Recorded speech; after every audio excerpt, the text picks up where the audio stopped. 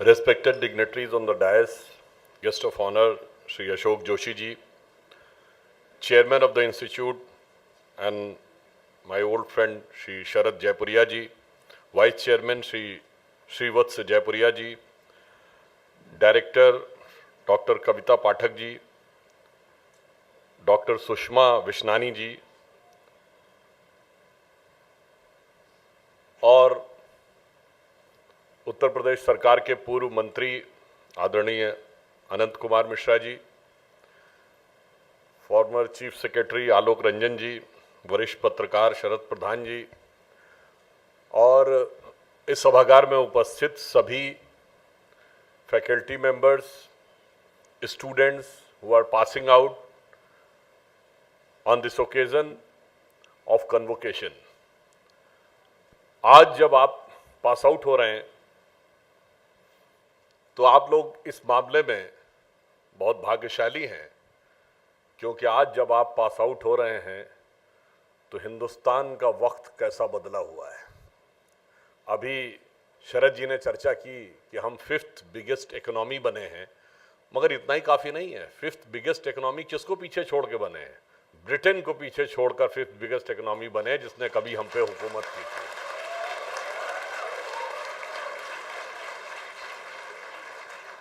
और इतना ही नहीं है, फिर हम 4th बिगेस्ट स्टॉक एक्सचेंज बने हैं,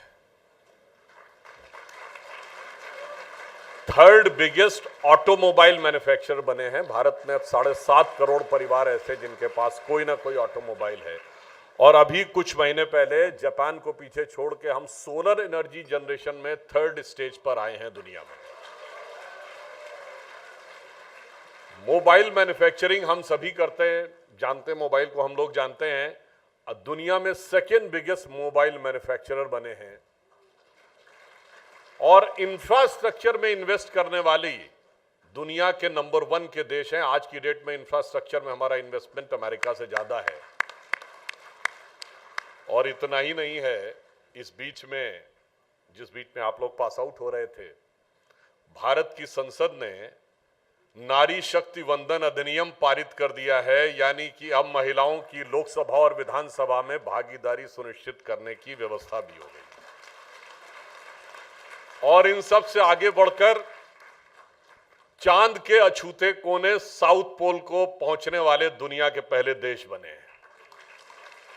और उससे भी आगे बढ़कर प्रधानमंत्री जी ने उस पॉइंट का नाम पॉइंट शिव शक्ति रखा है, अर्थात शिव और शक्ति दोनों को समान सम्मान।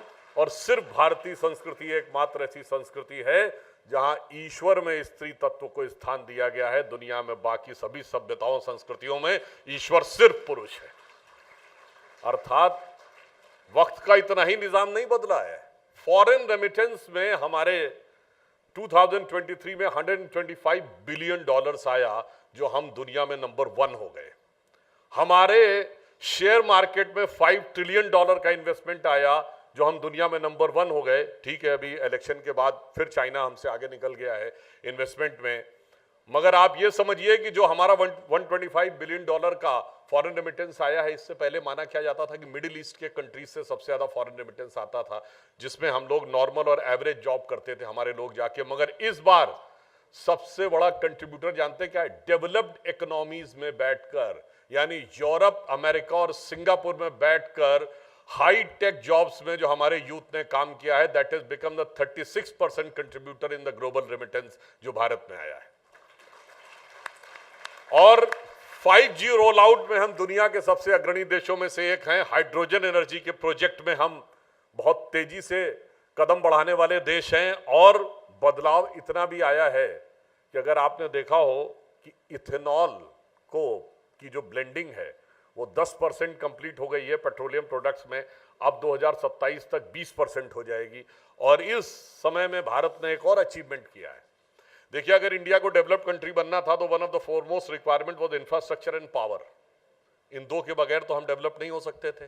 तो इंफ्रास्ट्रक्चर में सबसे ज्यादा डेवलप अगर इन्वेस्टमेंट हुआ है इलेक्शन में, बजट में, जिसमें कैपिटल एक्सपेंडिचर 11,11,000 करोड़ रुपए का हुआ है। ये कैपिटल एक्सपेंडिचर सबसे ज्यादा है। और पावर में, जब 10 साल पहले की बात है, हमारा पावर जनरेशन मेनली कोल पे बेस्ड था। अगर कोल बेस के ऊपर हम पावर जनरेट करते हुए दुनिया की टॉप मोस्ट इकोनॉमी बनना चाहेंगे तो इन्वायरमेंट का क्या होगा। और इसलिए सोलर एनर्जी के ऊपर ध्यान दिया गया। सोलर एनर्जी में हमने लंबी छलांग लगाई, वो तो अलग है। उससे पहले देखिए कितने स्ट्रक्चर्ड ढंग से काम किया गया। आप देखिए जो भारत में बदलाव आया है कि सबसे पहले एलईडी बल्ब्स को डिस्ट्रीब्यूशन किया गया ताकि पावर कंजम्पशन कम हो और उतनी ही लाइट हमें मिले। और पिछले 10 सालों में 37 करोड़ एलईडी बल्ब डिस्ट्रीब्यूट हुए, जो अमेरिका की कुल आबादी के बराबर है। देन सोलर एनर्जी के ऊपर एम्फेसिस दिया गया। और ये तो लोगों ने सोचा होगा, मगर एक इंटरनेशनल सोलर अलायंस बनेगा जिसका केंद्र भारत में बनेगा, ये किसी ने नहीं सोचा होगा। We have become the world leader in solar energy. और फिर सोलर जनरेशन में तो हम आगे आए। द टारगेट रखा गया था कि 2030 तक भारत को अपना 40% पावर जनरेशन क्लीन एनर्जी से करना है। और हमेशा तो गवर्नमेंट के प्रोजेक्ट थोड़ा डिले हो जाते हैं। यहां 8 साल पहले वो 40% का टारगेट 2022 में अचीव कर लिया गया। Now the revise target for 2030 is 50% of the energy should be from the clean energy. अब देखिए सोलर एनर्जी तो जनरेट होने लगी, सोलर सेल के प्रोडक्शन में तो हम पीछे थे। जब हम कुछ सालों में सोलर सेल्स के प्रोडक्शन में आगे आए, तब आपको याद हो इसी साल क्या तय किया गया कि 1 करोड़ घरों के ऊपर सोलर रूफटॉप्स होंगे। यानी अब आपको रियल में फ्री की एनर्जी मिलेगी, क्लीन एनर्जी मिलेगी, और उसके लिए किसी के ऊपर आश्रित नहीं रहना पड़ेगा, ना गवर्नमेंट के ऊपर कोई बोझ आएगा। अब ये इंपॉर्टेंट बात नहीं है। बदलाव भारत में एक और कैसे आ रहा है आप ये समझिए। अगर आपसे पूछा जाए कि दुनिया में कोई एक शहर जिसमें सबसे लंबी स्ट्रिप टोटल सोलर सेल्स से चल रही है, सोलर लाइट से, तो शहर जानते कौन है? वो है अयोध्या, जहां 10 किलोमीटर लंबी स्ट्रिप टोटल सोलर एनर्जी से चल रही है। यानी हमने ये दर्शाया। और अगर आपसे पूछें कि एक विलेज बताइए जहां everything is done by solar energy, यानी घरों में भी एनर्जी सोलर से आ रही है, स्ट्रीट पे भी लाइट सोलर से आ रही है, और जो पावर जनरेशन है यानी एग्रीकल्चर का वो भी सोलर से हो रहा है, तो वो है गुजरात का मोढेरा विलेज। और इंपॉर्टेंट बात यह है कि उस मोढेरा विलेज में सूर्य भगवान का एक मंदिर भी स्थापित है। अर्थात हमारे सामने एक फ्यूचर का विजन है। आप उस भारत में उभर कर आगे आने वाले हैं जिसके लिए दुनिया, जैसा अभी जोशी जी जिक्र कर रहे थे, दुनिया में सब तरफ कॉन्फ्लिक्ट है। ताइवान और चाइना में कॉन्फ्लिक्ट चल रहा है, रशिया यूक्रेन में कॉन्फ्लिक्ट चल रहा है, इससे पहले हम इराक और कुवैत का कॉन्फ्लिक्ट देख चुके हैं। दुनिया में सब जगह लड़ाई चल रही है। उस कॉन्फ्लिक्ट में कोहेरेंस कौन दे सकता है? वही दे सकता है जिसने हजारों सालों से आज तक बगैर किसी पे लड़े हुए, बगैर किसी पे कब्जा किए हुए अपना एग्जिस्टेंस ही नहीं बनाया है, बल्कि वर्ल्ड को एक बड़ी लाइट भी दी है। तो कॉन्फ्लिक्ट में कोहेरेंस पैदा करने की कैपेसिटी सिर्फ भारत में है, और भारत के उन मूल्यों में है। तो हमें यह भी समझना होगा वो मूल्य क्या होते हैं। जैसे आप लोग कन्वोकेशन में पास आउट हो रहे हैं, तो कन्वोकेशन को हिंदी या संस्कृत में क्या कहते हैं? दीक्षांत समारोह। जबकि ये तो एजुकेशन खत्म हो रही है, एजुकेशन को क्या कहते हैं? शिक्षा। तो इसको शिक्षांत समारोह क्यों नहीं कहते, दीक्षांत समारोह क्यों कहते हैं? हमारे यहां शिक्षा का महत्व उतना नहीं है, दीक्षा का महत्व बहुत है। एजुकेशन तो आप कहीं से भी प्राप्त कर सकते हैं। आप किसी सब्जेक्ट को पढ़ना चाहें, 2 साल में 20 किताबें पढ़ लीजिए, आप इकोनॉमी के जानकार हो जाएंगे। 2 साल में 40 किताबें पढ़ लीजिए, आप हिस्ट्री के जानकार हो जाएंगे। और आजकल के कोई बात नहीं, आप यही तय कर लीजिए मैं रोज 2 घंटे नेट के ऊपर पर्टिकुलर विषय को सर्च करूंगा और 6 महीने में आप उस सब्जेक्ट के एक्सपर्ट माने जाने लगेंगे। शिक्षा तो मिल सकती है, परंतु दीक्षा संस्कारों से मिलती है। और मैं आके कह सकता हूं कि आपके इस जयपुरिया इंस्टीट्यूट में आकर जो मैंने देखा है कि उन्होंने जिस प्रकार से सांस्कृतिक संस्कारों को देने का प्रयास उस स्कूल में भी मैंने देखा, तो निश्चित रूप से जो दीक्षा का कार्य है वो करने में आपका इंस्टीट्यूट सफल रहा है, ऐसा मुझे अनुभव हुआ। इसीलिए देखिए हमारे यहाँ अब क्या हो गया है कि अब आजकल अंग्रेजी के चक्कर में हम लोग भूल ही गए हैं, वो फ्रेजेस और वर्ड्स ही भूल गए। इंग्लिश में क्या कहा जाता है? From where you have got the education. Hindi में क्या कहा जाता है? शिक्षा दीक्षा कहां से प्राप्त हुई। शिक्षा के साथ दीक्षा जुड़ी हुई है। वो अलग नहीं हो सकती, क्योंकि अगर बगैर दीक्षा के शिक्षा होगी तो वो डिस्ट्रक्टिव भी हो सकती है। अब आप कहेंगे जी कैसे मान लें, मैं एक छोटा सा एग्जांपल देना चाहता हूं। कोविड आया, अब ये इसकी दो थ्योरीज हैं कि ये वुहान के वेट मार्केट से जनरेट हुआ। वेट मार्केट आप समझते हैं ना, क्या होता है कि वहां जिंदा जानवर रखे जाते हैं। वेट मार्केट का मतलब होता है कि आप जिंदा जानवर खरीद के ले जाइए और उसको तुरंत पकाइए, जिसे कहते हैं ना ताजा फल, तो वैसे ही ताजा जानवर। तो अब उसमें क्या है कि अब खाते खाते इतने हो गए, कुछ नया चाहिए, कुछ थ्रिलिंग चाहिए, कुछ एक्साइटिंग चाहिए, तो चमगादड़ खाना शुरू कर दो। अब साहब उससे वायरस निकल आया। एक है थ्योरी नंबर 1। और थ्योरी नंबर 2 क्या है कि भाई वो एक कोई एक्सपेरिमेंट किया जा रहा था और गलती से वो रिलीज हो गया। अगर थ्योरी नंबर 1 सही है तो आप समझिए कि ये नया करना है, थ्रिलिंग करना है, एक्साइटिंग करना है, ये दुनिया को कितने बड़े खतरे में जाकर डाल सकती है। अगर थ्योरी नंबर 2 सही है कि वो वायरस किसी सिस्टमेटिक डिजाइन का हिस्सा था, तो हमारे यहां कहा गया अगर विद्या आपके पास हो, शिक्षा बहुत ऊंची हो, पर अगर दीक्षा सही नहीं हो तो अपने ही नहीं आप दुनिया के लिए बहुत बड़ी मुसीबत पैदा कर सकते हैं। और मैं ये भी कहना चाहता हूं कि आज जब हाई टेक्नोलॉजी का जमाना आ रहा है तो आप सबको बाहर निकलकर किस चीज पे ध्यान देना चाहिए। पास आउट हो गए, अब क्या बढ़िया सी नौकरी लग जाए लाखों रुपए महीने की, उसके बाद बढ़िया सी जिंदगी, और उसके बाद कुछ नहीं, रिटायर हो जाएंगे, फिर आराम से जिंदगी गुजार देंगे। जिसे अकबर इलाहाबादी का शेर था कि बस जिंदगी का मकसद इतना ही है कि क्या कहें अहबाब, क्या कारे नुमाया कर गए, ग्रेजुएट हुए, नौकर हुए, पेंशन मिली और मर गए। अगर उसके बियॉन्ड सोचना है, अगर भारत को आगे ले जाना है, तो आपको भी सोचना होगा कि हम नई चीज रिसर्च में क्या चीजें ला सकते हैं।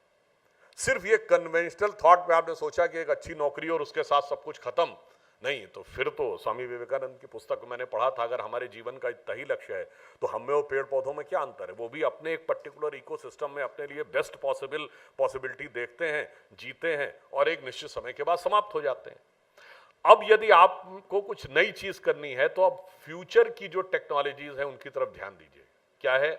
Composite material, genome sequencing. अभी वायरस के दौरान जीनोम सीक्वेंसिंग का इशू आया ना, उसके ऊपर जाइए। Space technology, quantum computers, quantum computer और आर्टिफिशियल इंटेलिजेंस का जिस दिन मिक्सचर हो जाएगा उस दिन आपको पता है कि किस रफ्तार से चीजें चेंज होंगी। मतलब एक नॉर्मल कंप्यूटर 2 साल लगा सकता है जिस चीज को कैलकुलेट करने में, वो क्वांटम कंप्यूटर कुछ मिनट्स में कर सकता है। और उसके साथ अगर आर्टिफिशियल इंटेलिजेंस जुड़ जाएगी तो, मगर एक और बात समझिए, आजकल बड़ा आर्टिफिशियल इंटेलिजेंस का दौर चल रहा है। इससे यह भी समझ में आता है कि इंटेलिजेंस आर्टिफिशियली भी क्रिएट की जा सकती है। इसलिए हमारे यहां बुद्धि का महत्व नहीं है। बुद्धि तो राक्षसों के पास भी बहुत होती थी। हमारे यहां महत्व मन के संकल्प का है। इसलिए जब आप पूजा करते क्या कहा जाता? संकल्प करिए। वेदों में कहा गया तन में मनः शिव संकल्प मस्तु, ऐसा मेरा मन अच्छे संकल्प वाला हो। क्योंकि इंटेलिजेंस आर्टिफिशियल हो सकती है, संकल्प आर्टिफिशियल नहीं हो सकता। संकल्प आपका रियल ही होगा। संकल्प मन का हिस्सा है, क्योंकि मन में पहले भाव उत्पन्न होता है, तब आप रिएक्ट करना शुरू करते हैं। हमारे यहां कहा गया है कि बुद्धि मन की प्रतिक्रियात्मक शक्ति है। तो अगर आप बाहर निकल रहे हैं तो आपको ध्यान रखना होगा कि आपका मन किन चीजों की ओर जा सकता है। अब यंग बच्चे हैं, पास आउट होकर निकलेंगे, तो हमने बचपन में शिवमंगल सिंह सुमन जी की एक कविता सुनी थी, वो था पथ भूल न जाना पथिक कहीं। तो जो बाहर निकल रहे हैं उनके लिए होता है, कह सकते हैं उसकी 2 लाइनें बड़ी अप्रोप्रिएट लगती हैं कि जीवन के कुसुमित उपवन में गुंजित मधुमय कणकण होगा, शैशव के कुछ सपने होंगे, मदमाता सा यौवन होगा, यौवन की उच्छृंखलता में पथ भूल न जाना पथिक कहीं। मगर उसमें पथ में ध्यान क्या रखना है? देखिए 2 चीजें अब आगे आती, सब पास आउट हो गए, अच्छी नौकरी मिल जाए, फिर शादी हो गई और फैमिली आराम से। मगर यहां पे आजकल तो उससे पहले साहब प्रेम का इशू आ जाता है, आजा फिर प्रेम में ब्रेकअप भी हो जाता है। तो मैं पहले भी बोल चुका हूं, उस विषय पर नहीं जाना जाता। आप सिर्फ ये समझिए कि ये जो वेस्टर्न माइंडसेट सिर्फ हमारी शिक्षा पर ही नहीं, हमारे दिमाग पर भी हावी हो गया है। आज आप जितनी फिल्में देखिए, जितने सीरियल्स देखिए, जितने आप नॉवेल्स पढ़िए, लिटरेचर पढ़िए, प्रेम का मतलब क्या है? सिर्फ स्त्री पुरुष के बीच का आकर्षण, बस वही प्रेम है, इसके बियॉन्ड कुछ प्रेम नहीं। हमारे यहां ये तो बहुत छोटी चीज है। हमारे यहां बहुत मल्टी डायमेंशनल प्रेम होता था। क्या? माता पिता के प्रति भी एक प्रेम है, भाई बहन का भी एक प्रेम है, गुरु और शिष्य का भी प्रेम है, भगवान और भक्त का भी प्रेम है, भक्त और भगवान का भी प्रेम है, और राष्ट्र के साथ भी प्रेम है, अपनी मिट्टी के साथ भी प्रेम है, अपने गांव के साथ भी प्रेम है। सोचिए कितना वास्ट एंड मल्टी डायमेंशनल है। और उनको एक ही चीज नजर आती है, जिसे कहा गया है कि इस लफ्ज मोहब्बत का इतना ही फसाना है, सिमटे तो दिले आशिक, फैले तो जमाना है। मगर उस रियल जमाने के फैलाव को समझने के लिए थोड़ा ध्यान रखने की जरूरत है। ये नहीं कि जो कुछ दिख रहा वही सही है, ये भी बहुत ध्यान रखने की जरूरत है जीवन में। ऐसा तो नहीं होता कि आप देखिए, बड़ी मजेदार बात कहते हैं हम खुद निर्णय लेंगे, वी आर सेल्फ सफिशिएंट। अब कौन होता दूसरा हमें डोमिनेट करने वाला? उनसे पूछो भाई, जो चीज अच्छी लग गई वो खाना शुरू कर देते हो? नहीं, सोचते हो कि ये मेरे लिए फायदेमंद है या नहीं है।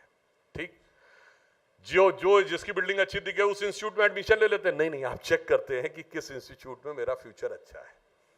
फिर आप जो बिल्डिंग अच्छी लग गई उसमें नौकरी कर लेते हैं? नहीं साहब, आप कंपनी में भी चेक करते हैं कि क्या। इवन आप अपनी पर्सनल दिनचर्या में हर चीज सोच समझ के करते हैं। बस एक ही चीज में आपको लगता है जो अच्छा दिख गया वही ठीक है, ऐसा नहीं है। थोड़ा दिमाग का इस्तेमाल करिए, क्योंकि अक्सर बहुत सी चीजें ऐसी होती हैं जो दिख रहा जरूरी नहीं कि वो सही हो। देखिए, रामायण में जब रावण आया था सीता जी का हरण करने, तो राक्षस के वेश में नहीं आया था, वो साधु के वेश में आया था। इसलिए जीवन में भी बहुत ध्यान रखने की जरूरत है कि बिटिया इस संसार में संभल के चलियो जाए, ना जाने किस मोड़ पे कब रावण मिल जाए।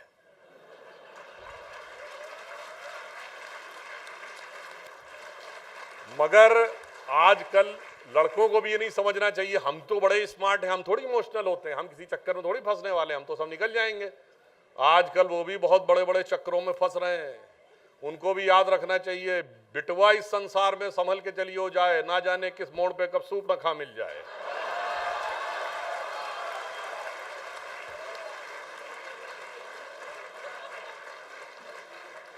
इसलिए अपने माता पिता से, परिवार से, टीचर से, गुरुओं से विचार करके तब निर्णय लीजिए। क्योंकि कहते हैं ना, वो एक पुराना शेर था कि माना मुझे अपना हाल बयां करना नहीं आता, तुझे भी तो उसे एहसास करना नहीं आता। वो दिन गए जब मोहब्बत हुआ करती थी जान की बाजी, अब कोई बिछड़ जाए तो कोई मर नहीं जाता, बल्कि अब तो मार के काट के सूटकेस में भी बंद कर देता है। इसलिए बी वेरी केयरफुल। अब आइए नेक्स्ट, फैमिली। अब जिंदगी में आप समझिए, आजकल एक बड़ा नया ट्रेंड आ गया है। पहले कहा था साहब अल्ट्रा नेशनलिज्म है, there is nothing like ultra nationalism, there is ultra individualism. Ultra individualism को इस ढंग से इनकलकेट किया जा रहा है कि आपकी फैमिली डिस्ट्रॉय हो। क्यों? आपकी बड़ी भाई बड़ी बहन तो छोड़ दीजिए, अगर मदर फादर भी कुछ कह दे तो हमारा ईगो जाग जाता है। ऐसे कैसे, उन्होंने कह दिया हम बात मान लेंगे। ये हमें सिखाया जाता है, तुम्हारी अपनी आइडेंटिटी है, तुम्हारी अपनी डिग्निटी है, तुम्हारा अपना सेल्फ रिस्पेक्ट है। मगर जब आप प्रोफेशनल लाइफ में आते तो आपसे क्या कहा जाता? There are 2 rules. Number 1, boss is always right, and number 2, if there is any confusion refer to rule number 1। यानी जो माँ बाप के सामने बहुत हमारा ईगो चौड़ा रहता है, अगर बॉस हमें डांटता भी रहे तो हम उसके आगे सर इचलाते रहते हैं। जहां से हमें कॉन्ट्रैक्ट मिलना है, अगर वो हमें बैडली मिसबिहेव करे तो भी हम उसके आगे सर झुकाते हैं। एक दौर था मात्र 50-60 साल पहले जब इसका ठीक उल्टा था। माँ बाप तो छोड़िए, अगर बड़े भाई या बड़ी बहन ने कुछ बोल दिया तो आदमी पलट के जवाब नहीं देता था।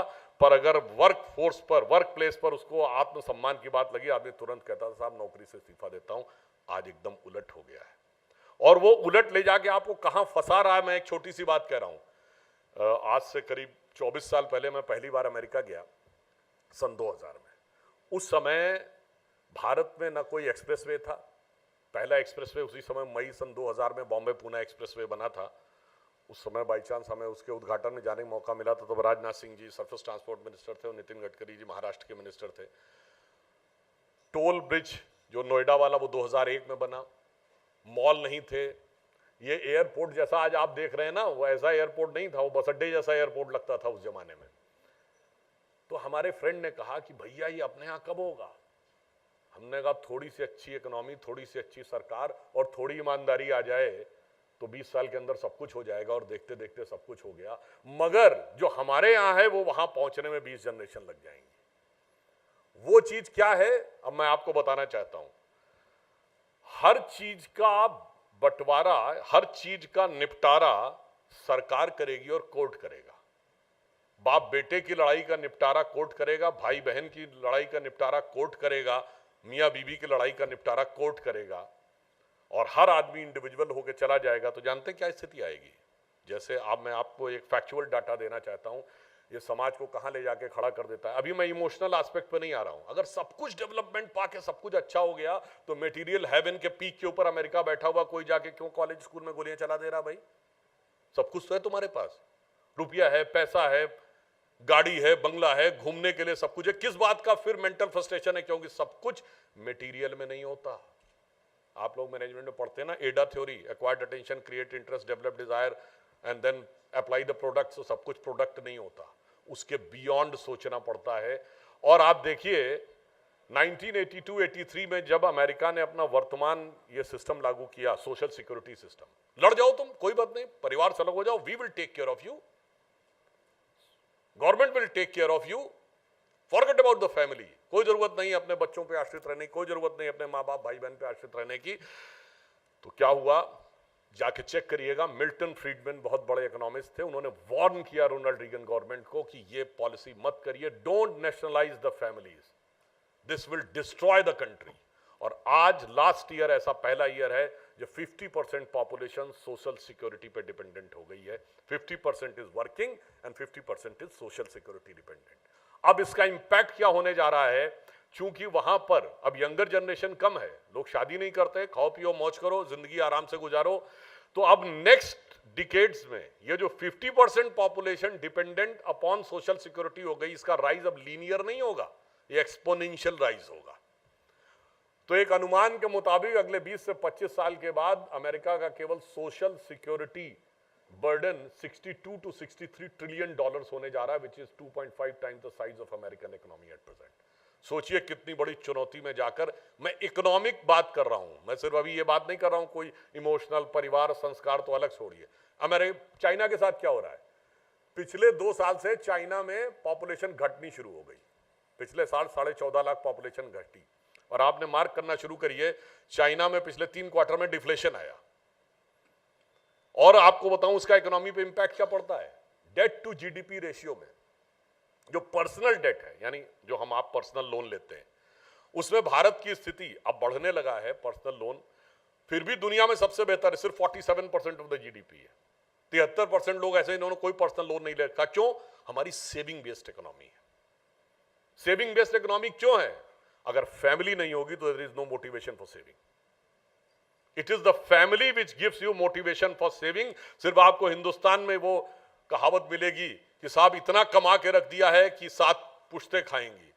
अगला कहता है 7 पुश्तों छोड़ो, मुझे तो कोई मतलब नहीं कि मेरा बेटा बेटी क्या करेगा, वहां तो हाफ मदर और हाफ फादर और हाफ सिस्टर और हाफ ब्रदर का समाना है, वहां तो देयर इज नो मोटिवेशन। तो क्या होता है, वो लोग जाकर पूरी तरीके से क्रेडिट बेस्ड इकोनॉमी पे हो जाते हैं, और क्रेडिट बेस्ड इकोनॉमी में एक स्टेज पे जाकर एक क्राइसिस इकोनॉमी में क्रिएट होती है। और अगर आप देखें तो सिर्फ क्रेडिट लेते हुए जाके आप किस ट्रैप में फंसते हैं। अगर 2008 की सब प्राइम लेंडिंग क्राइसिस देखें तो वो इसी से रिलेटेड थी, और अभी जो चाइना में एवरग्रांड की क्राइसिस हुई है, मकान पे मकान बन के खड़े हो गए, अब पेमेंट करने के लिए लोगों के पास समय नहीं है।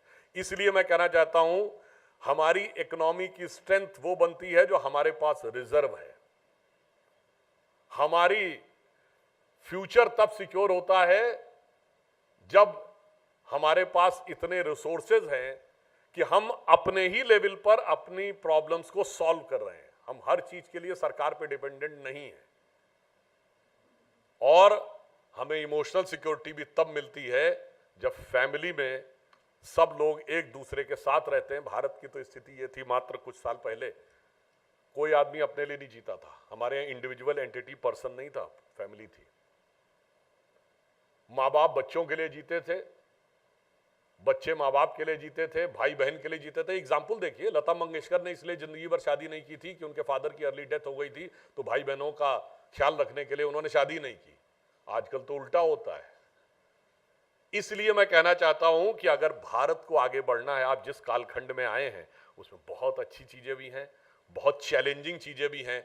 और अगर प्रधानमंत्री जी ने कहा है कि ये भारत का अमृत काल है, यानी हम एक ट्रांजिशन पीरियड में आए हैं, जो 25 साल का वक्त है कि भारत जब 75 साल से 100th ईयर में जाएगा, हम दुनिया को कौन सा मॉडल देंगे, ये समझने की बात। हम उस मॉडल में नहीं है कि हम उन्हीं के मॉडल को फॉलो करेंगे और उस मॉडल में जाके ट्रैप हो जाएंगे। जैसे मैं एक डाटा आपको बताना चाहता हूं, जिस उससे आपको बेहतर समझ में आएगा। पूरे यूरोप और पूरे अमेरिका ने क्या किया, एसेट बेस्ड इकोनॉमी डेवलप की। इसलिए आप देखिए वहां रेट ऑफ इंटरेस्ट बैंकों का 1%, 1.25%, 1.5% ज्यादा नहीं होता, आधा परसेंट भी रेट होगा। क्या, ताकि एसेट्स बिल्डिंग क्रिएट होती रहे, बड़े बड़े वो इंफ्रास्ट्रक्चर। कमोडिटीज की थोड़े प्राइस बढ़ता है, चलता है। कमोडिटीज का अगर इन्फ्लेशन 3%, 4% है, इट्स ओके, पर एसेट्स का कम रहना चाहिए। वही मॉडल अमेरिका ने, वही मॉडल यूरोप ने और वही मॉडल चाइना ने किया। 2019 में कोविड आने से पहले का डाटा है, वर्ल्ड एसेट रिपोर्ट ये कहती थी कि दुनिया में टोटल एसेट्स $383 ट्रिलियन के हैं, जिसमें रियल एस्टेट एसेट $280 ट्रिलियन है। उस $280 ट्रिलियन के अगेंस्ट लाइबिलिटी है $220 ट्रिलियन। अब यहीं पे समझिए क्रक्स है, वो $220 ट्रिलियन रियल वैल्यू है और $280 ट्रिलियन नोशनल वैल्यू है। जैसे इस बिल्डिंग की क्या वैल्यू है ये डिपेंड करता है सर्कमस्टांसेस के ऊपर। आज आपने मान लिया कि इतने करोड़ की बिल्डिंग है, ये नोशनल वैल्यू है, पर उसके अगेंस्ट जो डेट पड़ा हुआ है वो रियल वैल्यू है। और जिस दिन नोशनल वैल्यू से नीचे आएगी ये वैल्यू, उस दिन धड़ाम से चीजें नीचे गिरती हैं, जो 2008 की क्राइसिस और अभी एवरग्रांड की क्राइसिस चाइना में हुई। इसलिए हमें जब ऑल्टरनेटिव मॉडल देना है तो हमें एसेट बेस्ड मॉडल पे नहीं जाना है, हमें फैमिली का दूसरा मॉडल देना है, हमें सोसाइटी का दूसरा मॉडल देना है। तो हम जो कहते हैं ना कि भारत वर्ल्ड लीडर बनेगा, तो with all together a certain different set of values के द्वारा बनेगा।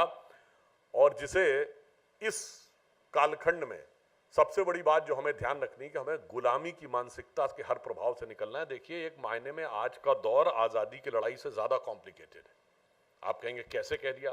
सब आजादी की लड़ाई तो ये थी कि हम जेल में बंद हैं, जेल में बंद हर आदमी को बता रहता मुझे जेल से बाहर निकलना है किसी भी तरीके से, और एक बार बाहर निकल जाना है तो मुझे वापस नहीं आना है। पर आज की लड़ाई क्या है कि हमारा माइंड कैप्टिव हो गया है।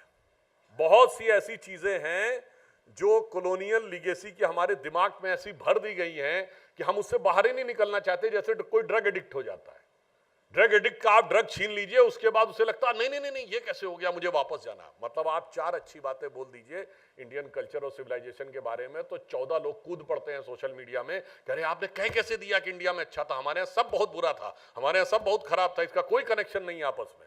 जैसे मैं छोटा सा उदाहरण दूंगा, अगर हम 4 उदाहरण दें, आप कभी जापान में जाके चेक करिएगा, वहां एक डॉल पाई जाती है जो ऑस्टेरिटी, प्रिजर्वेंस और वैल्यूज और ब्लेसिंग्स की प्रतीक होती है।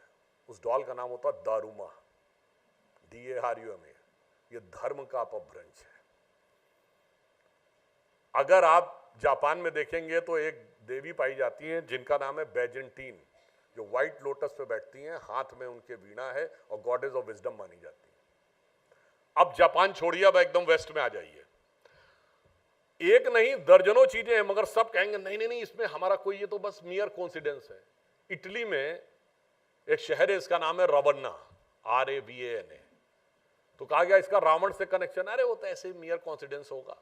कुछ डिकेड पहले उसके अंदर जो पेंटिंग्स निकली हैं, तो पेंटिंग्स में जानते क्या निकला है कि धोती पहने हुए एक राजा जा रहा है, उसके साथ एक लेडी चल रही है और उसके पीछे पीछे एक वानर चल रहा है। एक पेंटिंग निकली है कि एक हिरन मरा हुआ पड़ा है और उसके पीछे से एक डेमन निकल रहा है और एक राजा ने उसके ऊपर तीर चलाया हुआ है। अब तो इतनी, आप जाके चेक कर सकते हैं नेट के ऊपर, रवेन्ना की पेंटिंग निकल, अरे ये तो मियर कोइंसिडेंस था। अगर आप ये कहेंगे कि इजिप्ट में जो पहले राजा थे फिरौन के, उनका नाम राम से था, ये मेयर कोइंसिडेंस था। वहां के सबसे बड़े जो माना जाता है देवता, जो सारे ज्ञान को देने वाले, उनका नाम है PYTHA, पिता, ये मेयर कोइंसिडेंस है। फिर जो देवी मानी जाती है उनका नाम है MAAT, मात, ये भी मेयर कोइंसिडेंस है। आप जाके रशिया में देख लीजिए, there is a river by the name of Moksha, ये मेयर कोइंसिडेंस है। ग्वाटेमाला में एक सरोवर है जिसका नाम है यक्ष, ये मेयर कोइंसिडेंस है। होंडुरास में एक मंकी गॉड पाया जाता है और वो देखिए जाके मूर्ति बिल्कुल जैसे हनुमान जी घुटने बैठे हैं और यूं गदा रखे हुए, ये मेयर कोइंसिडेंस है। गजब का मेयर कोइंसिडेंस बताते हैं। मगर लास्ट में मैं आपसे कहना चाहूंगा, इस डॉगमा से बाहर निकलिए। जैसे धार्मिक अंधविश्वास होते हैं, उससे वैज्ञानिक अंधविश्वास भी होते हैं। आप कहेंगे वैज्ञानिक अंधविश्वास क्या है? मैं छोटी सी बात कह रहा हूं। ये रेड दिख रहा है, ये रेड है क्या? अकॉर्डिंग टू साइंस, इसमें रेड कलर की लाइट की वेव्स को रिफ्लेक्ट किया है, बाकी सबको एब्जॉर्ब कर लिया, इसलिए आपको रेड दिख रहा है। इसका मतलब इसके अंदर सिर्फ रेड कलर की वेव्स नहीं है, बाकी सारी वेव्स हैं। यानी जो दिख रहा है उसका ठीक उलट है। आपको जमीन आसमान मिलते हुए दिखते हैं तो क्या वो हकीकत है? सूरज आपके चारों तरफ घूमता हुआ दिखता, क्या वो हकीकत है? ये स्ट्रेट लाइन दिख रही है, क्या ये स्ट्रेट लाइन है? नहीं, ये अर्थ के रेडियस के सर्किल का आर्क है। इसलिए जो दिख रहा है उसके ऊपर भगवान ने आंख के ऊपर बुद्धि दी है। इसलिए कई बार हम कुछ एक प्रकार के साइंटिफिक डॉगमा में आके फंस जाते हैं। मैं क्यों कह रहा हूं? जैसे आपने सबने सुना होगा कि थ्योरी ऑफ इवोल्यूशन, कि हम कैसे बने। वो साहब एक प्रोमोडियल सूप बना, फिर वहां पर अमोनिया के बादल गिरे धरती के ऊपर, फिर धीरे धीरे एमिनो एसिड बना, फिर एमिनो एसिड में से एक वो मॉलिक्यूल पहला बना, फिर अमीबा बना और डेवलप होते होते मनुष्य बन गया। ये पढ़ा है नाम सबने? ये आपको थ्योरी में तो बता दिया गया, पर साइंस की दूसरी जो शाखा है, मैथमेटिक्स या स्टैटिक्स या प्रोबेबिलिटी, वो क्या बताती है? ऐसा पॉसिबल है क्या? ये जानते कैसा है कि आप एक भंगार में बैठे थे, अचानक तूफान आया, फिर एक आयरन ब्लेड ने दूसरे को काटना शुरू किया, तीसरे काटना शुरू किया, फिर उसमें एक गियर बन गया, फिर उसी में से एक रॉड बन गई, फिर उसी में से एक अपने आप एक दूसरे से घिसते घिसते एक पहिया बन गया और कुछ समय के बाद वो कार बन गई। और ये मैं ऐसे नहीं कह रहा हूं, आप जाके चेक कर सकते हैं। There is a Sri Lankan origin scientist, his name is Chandra Wickramasinghe, और जिन्होंने डीएनए का भी मॉडल दिया था, उन्होंने और कार्ल सेगन ने ये कहा है कि ये जो केमिकल इवोल्यूशन की थ्योरी है, इसकी प्रोबेबिलिटी जानते हैं कितनी है? फर्स्ट अमीबा बनने की प्रोबेबिलिटी है 10⁻⁻40,000 और उससे डेवलप होकर मनुष्य बनने की प्रोबेबिलिटी है 10⁻⁻20 बिलियन। जबकि बॉयल्स लॉ ये कहता है कि 10⁻⁻200 अगर किसी चीज की प्रोबेबिलिटी हो गई तो वो कभी नहीं होगा। यानी ये है साइंटिफिक डॉगमा कि हमको पढ़ा दिया गया, इसमें क्वेश्चन मत करो, तो जो कह दिया गया वो सुन लो। अब सुनिए वो लोग क्या थ्योरी देते हैं। इसका मतलब लाइफ यहां पे किसी और प्लेनेट से आई होगी। मतलब साइंटिफिक डॉगमा क्या है कि यूनिवर्स डेड है, उसे कॉन्शियस नहीं मानना है। अगर यहां पे थ्योरी गलत हो रही है तो कहीं और से आई होगी।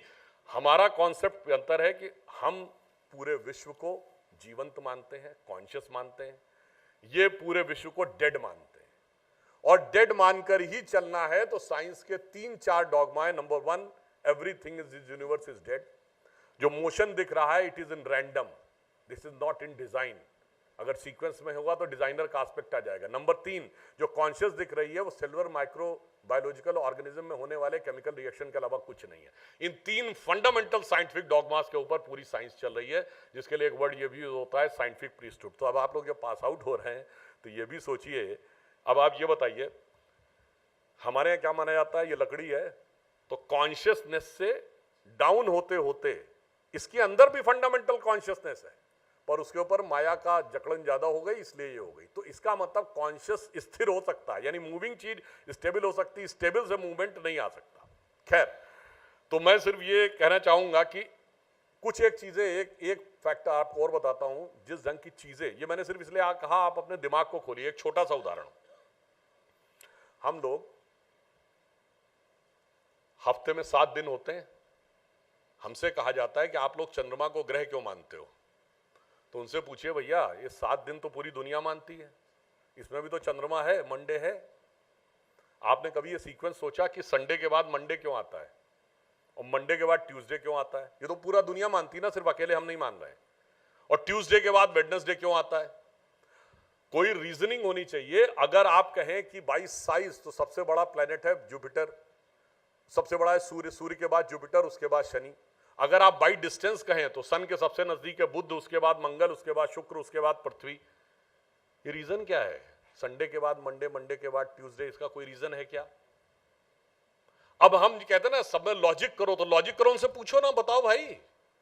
आप हर चीज में कहते हो लॉजिक करो, जरा मुझे इसका भी लॉजिक बताओ। अब मैं आपको बताता हूं इसका ओरिजिन। जानते हैं कहां से? ये वहां से जहां पूरी दुनिया सिर्फ हमारे ही ज्ञान को मानती थी। वैदिक एस्ट्रोलॉजी में दिन का जो होरा निकाला जाता है, अगर पहला ग्रह सूर्य है तो सूर्य का होरा 24 घंटे के बाद यानी नेक्स्ट डे फर्स्ट होरा होगा चंद्रमा का, और उसके नेक्स्ट डे 25th आवर जब आएगा, चंद्रमा के बाद अगला होरा होगा मंगल का।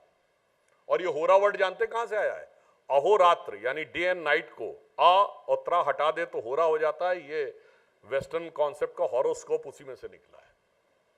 अब मंगल के बाद आएगा बुध। अब आप कहेंगे तो बड़ी डीप एस्ट्रोलॉजिक बात थी। नहीं, ये तो हमारे यहाँ पूजा में बताया जाता है। जब 7 ग्रहों के नाम लिए जाते हैं तो क्या है श्लोक जो आपने पूजा में सदैव सुना होगा, जब पंडित जी पूजा कराते होंगे? क्या? ब्रह्मा मुरारी त्रिपुरांतकारी, भानु शशि भूमि सुतो बुधस्य। भानु मतलब सूर्य, शशि मतलब चंद्रमा मंडे, भूमि सुत मंगल ट्यूसडे, बुधस्य, गुरुश्च शुक्र शनि राहु केतु सर्वे ग्रह शांति करो भवंतु। यानी बाकायदा एक मैथमेटिकल कैलकुलेशन से सीक्वेंस निकला है और वो हमारे पूजा संस्कार में एम्बेडेड है। बस फंडामेंटल अंतर ये है कि वहां धर्म और विज्ञान एक दूसरे के विरुद्ध है, हमारे यहां धर्म ही विज्ञान है। इसलिए जब 21st सेंचुरी में हम आगे बढ़ रहे हैं तो भारत को एक नए रूप में, नए स्वरूप में आगे जाना होगा। और लास्टली मैं कहूंगा कि अभी मैंने चलते चलते जब आपने शरद जी ने दिखाया श्री अरविंदो को, जो आपका जयपुरिया स्कूल में बना हुआ, तो आपने देखा ना इवोल्यूशन ऑफ कॉन्शियसनेस कैसे बना। पहले बंदर है, फिर आदमी है, और फिर डिविनिटी की तरफ जा रहा है। हमारी चेतना जिंदगी में इन 3 स्टेजेस में गुजरती है। आपको दुनिया में 3 प्रकार के लोग दिखेंगे। एक सिर्फ खाओ पियो मौज करो, कॉन्ट्रैक्ट किलर है, मर्डर कर दिया, ये कर दिया, वो कर दिया, खत्म। हर आदमी के जीवन में एक ना एक बार चेतना की उस अवस्था में भी पहुंचता है जिसमें एनिमल इंस्टिंक्ट ज्यादा है। गुस्सा आ गया, किसी को मार दिया, कुछ कर दिया। देन कम्स द इवॉल्व होकर सेकंड स्टेज पे आती, दैट इज ह्यूमन स्टेट। मुझे अपने लिए सब कुछ चाहिए, मुझे सुख चाहिए, पैसा चाहिए, पावर चाहिए। अब ठीक है, मैं अपराध नहीं करना चाहता, मगर फिर भी मैं सबके शेयर में से अपने पास शेयर रखना चाहता हूं। Then comes the third stage, जब मैं अपने लिए नहीं जीना चाहता हूं, दूसरों के लिए जीना चाहता हूं। तो वो जो इवोल्यूशन का प्रोसेस जो श्री अरविंदो ने बताया था वो आपके यहाँ डिपिक्टेड था। इसीलिए आपको संसार में 3 प्रकार के मनुष्य दिखेंगे। एक जो हाईली क्रिमिनल और उस ढंग के हैं, contract killer, murder type. Then majority is a normal human, and third those who live life for the society and others. तो मगर श्री अरविंदो ने एक और बात भी कही थी। श्री अरविंदो ने कहा था कि भारत एक महान संक्रमण काल से गुजर रहा है जो 175 ईयर्स का है, और जिसकी शुरुआत उन्होंने स्वामी रामकृष्ण परमहंस के जन्म से मानी थी, विच वॉज इन 1836। और उन्होंने कहा था जब 175 साल पूरे होंगे तो भारत अपने निम्नतम बिंदु से उठकर शिखर की तरफ बढ़ना प्रारंभ कर देगा। 1836 के 175 ईयर्स पूरे हुए 2011 में, यानी 2012 के बाद भारत का वो दौर शुरू हो गया है जब भारत अपने नए स्वरूप में उभरता हुआ आगे बढ़ने के लिए जा रहा है। And we are all set not to dominate the world but to motivate the world.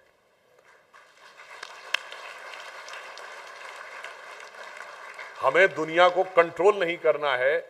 And इसलिए मैं सिर्फ आप लोगों से कहूंगा कि बहुत आप लोग एक ऐतिहासिक परिवर्तन के संक्रमण काल में आगे बढ़ रहे हैं और आप अपनी आंखों के सामने अगले 20 से 25 साल में सिर्फ भारत को ही उभरते नहीं देखेंगे, दुनिया में एक बड़ा बदलाव देखेंगे, जो दुनिया में साइंस एंड टेक्नोलॉजी से लेके, इकोनॉमी से लेके, सोसाइटी से लेके हर चीज में एक बड़ा बदलाव करने में सक्षम होगा।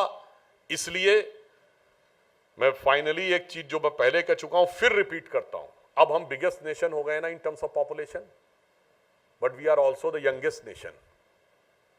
But this is not full truth, this is half truth. We are the youngest nation and the oldest civilisation.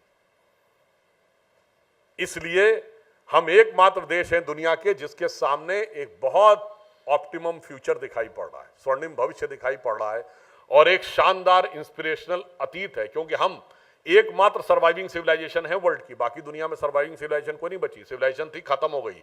Egypt, China, Mesopotamia, Iraq, Inca, Maya, Aztec खत्म, सिर्फ हम लिविंग सिविलाइजेशन है। तो मतलब आप ये समझिए, इंस्पिरेशन हमारा 1000 ईयर बैक का है, विजन हमारा सेंचुरीज अहेड का है, और वो कोहेरेंस का विजन सिर्फ हम ही दे सकते हैं दुनिया को, और वो हमने हमेशा दिया है।